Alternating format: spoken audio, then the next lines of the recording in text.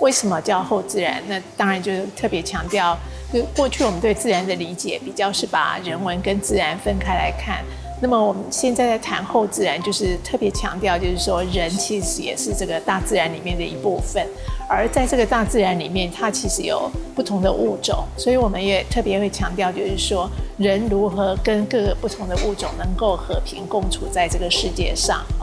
所以在这一次的双年展里面，后自然里面就会有非常多的艺术家，他们会从不同的角度去谈他们所关注的课题。那如果我们从台湾的环境来看，我觉得包含东南亚国家他们所遇到的环境问题，其实是跟台湾非常类似。也就是说，我们过去一直在追求进步、发展经济获利，那完全忽略了环境的问题，以及到底如何创造一个真的是人跟这个大自然可以和平共处的这样的一个环境。所以它其实在今天是台湾非常多艺术家关注的议题，也是很多东南亚艺术家关注的。Mali Wu and I got together and we were very interested in bringing inside the museum and inside the biennial a very pressing issue that really touches everyone today. More and more we can see the effect of climate change.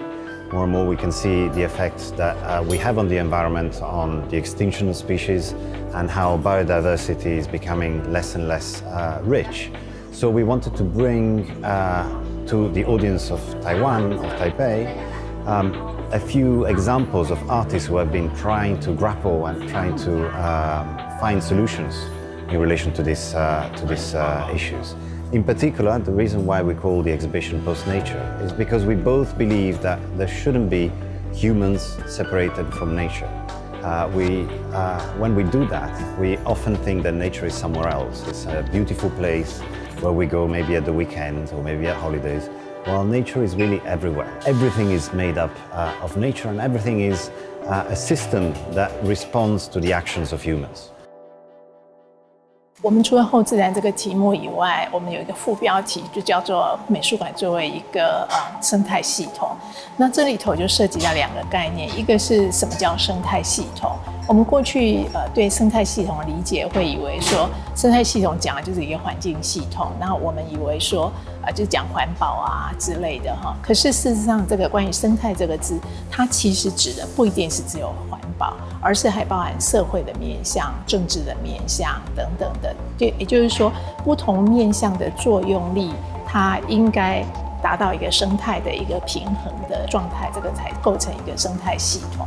所以美术馆本身作为一个官方的机构，它本身其实也是可以扮演一个很重要的角色。也就是说，在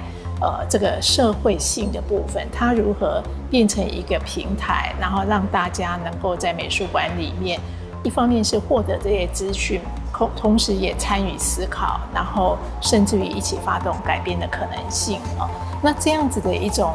把美术馆可以扮演的角色给强化出来，这个其实又是一个所谓后博物馆时代的一个概念，会非常强调的就是说，博物馆它应该要扮演一个积极的推动的一个角色。那因为这一次的双年展，特别是关于环境的议题，所以我们非常期待美术馆它就是可以变成一个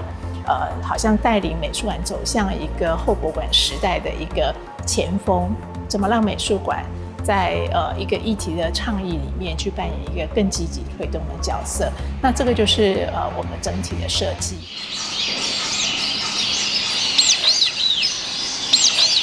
An artist group that is coming from Finland, which is called the Museum of Non-Humanity. And this is a multimedia installation with a series of slide projector, music and lights, which really looks at how humans have been oppressing the non-human world and how that oppression is now coming back to get the humans. And how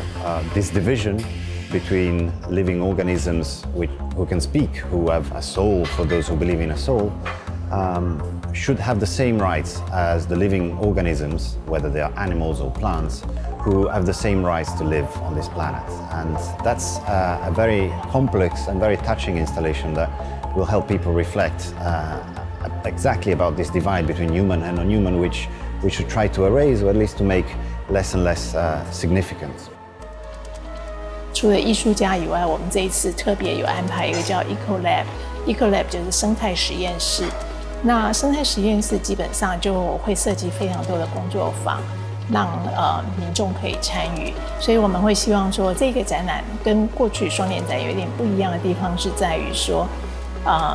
它不是只是视觉性主导，而是民众可以透过在参与不同的不管是工作坊、论坛里面，去理解我们环境的问题，以及甚至于理解有什么参与改变的一些可能性。